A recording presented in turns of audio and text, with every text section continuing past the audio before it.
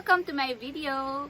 So in this video, I'm going to talk about the Board of Licensure Examination for Professional Teachers. I took the board exam last September 2019 and I successfully passed it. So now, I'm going to share to you the techniques that I did on how to pass the Board of Licensure Examination for Professional Teachers in Take 1 without any review.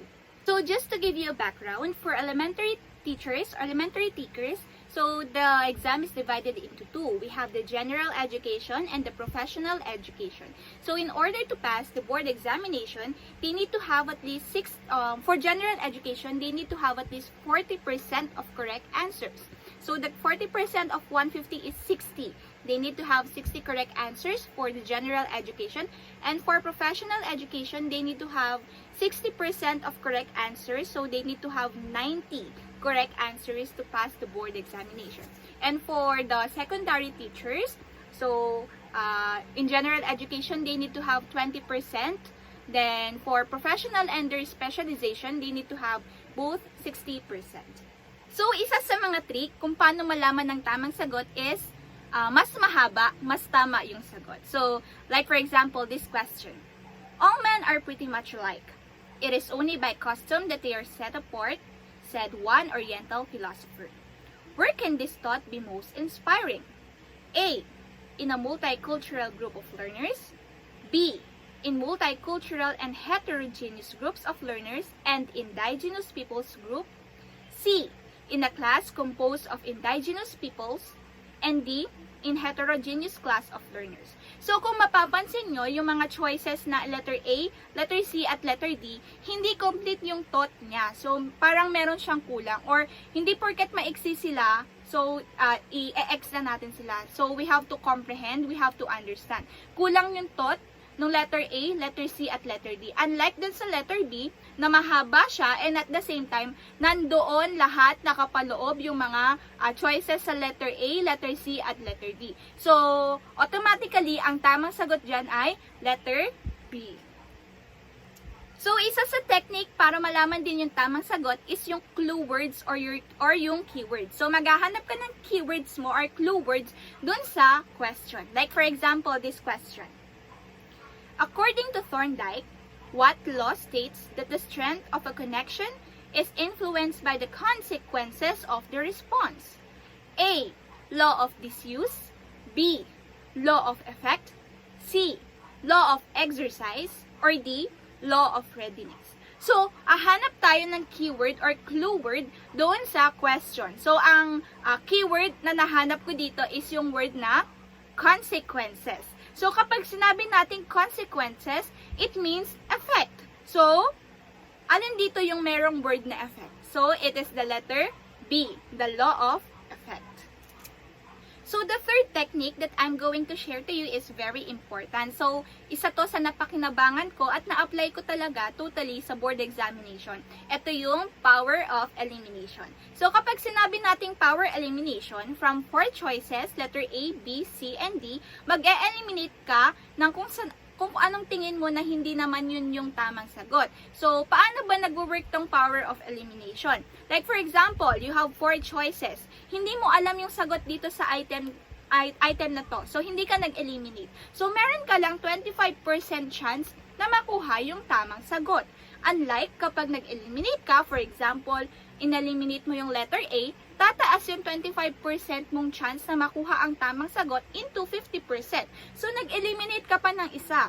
So, automatically tataas yun another ng 25%. Magiging 75% na yung chance mo or possibility na maitama mo yung item na yun. So, here's another sample question for power of elimination.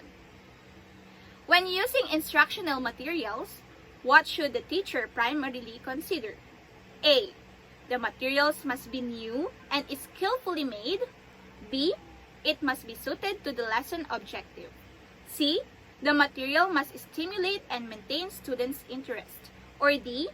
It must be updated and relevant to Filipino setting.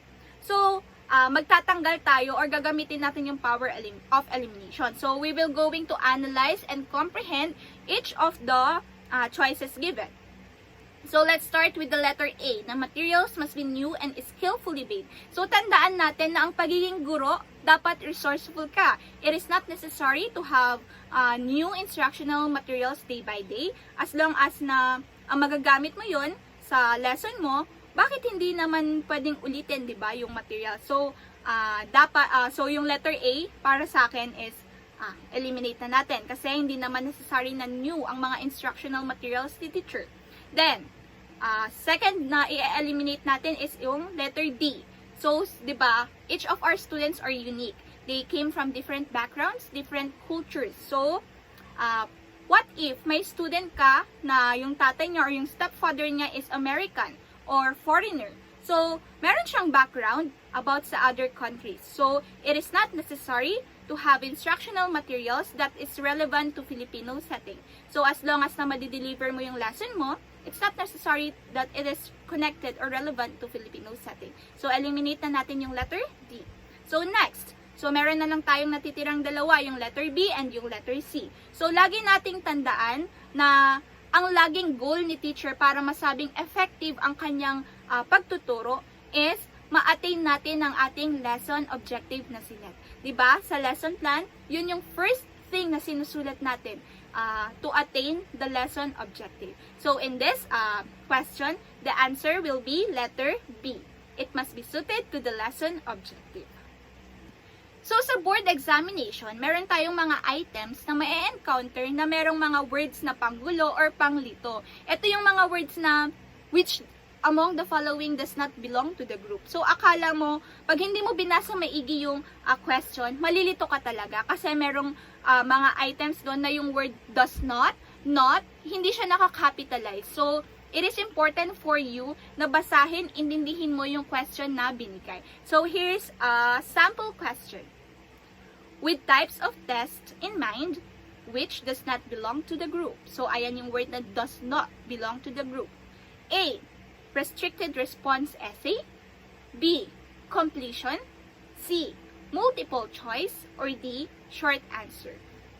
So, kapag inanalyze natin maigi yung bawat choices, so yung letter A, letter B, at letter D, ayan yung mga types of questions na nagre-require ng response or yung inaalaw mo yung students or yung nagtitake ng exam na ibigay kung ano yung opinion niya. So, they are the one who will complete the answers by using their own words. So, they will going to express their own feelings, their answers in their own way.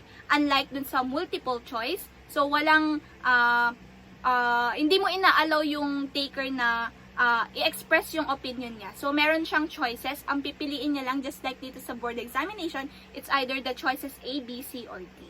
So, the correct answer is letter C, the multiple choice. So, I hope na naging helpful tong video na to. So, soon mag-upload ulit ako. So, thank you for watching. Bye!